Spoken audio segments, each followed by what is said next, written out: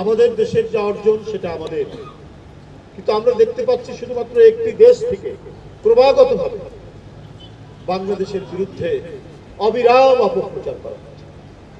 এইরকম একটি ভয়ঙ্কর অত্যাচারী লুণ্ঠনে রত একটি সরকারের পতনের পর সেই সরকারকে এবং সেই সরকার কেন পতন হলো এই আফসোস, এই অনুশোচনায় ভারতের কিছু মিডিয়া আমাদের বিরুদ্ধে যেভাবে অপপ্রচার করছে, তো এই যে পরিস্থিতি, এই যে মানে বৈদেশিকভাবে যে চক্রান্ত হচ্ছে, এগুলো তো মোকাবেলা করেই আমাদেরকে আমাদের সঠিক পথে এগোতে হবে।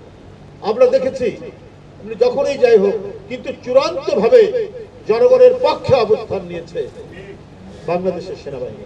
সেই সেনাবাহিনী সম্পর্কে ভারতের পশ্চিম বাংলার একটি বহুল প্রচারিত পত্রিকা নানা ধরনের অপমানজনক মন্তব্য করে প্রতিবেদন করছে। কারণ কি?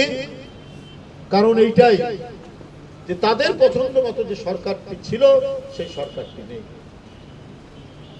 তারা এক ধরনের অনুশোচনায়, এক ধরনের বেদনায়, এমন এক মনোবেদনায় ভুগছেন যে তারা মানে ক্রমাগতভাবে মিথ্যা বয়ান তৈরি করে বাংলাদেশের মানুষকে বিভ্রান্ত করার তারা চেষ্টা নিয়েছেন, বা মানে আন্তর্জাতিক পরিসরে অপপ্রচার করার চেষ্টা করছেন।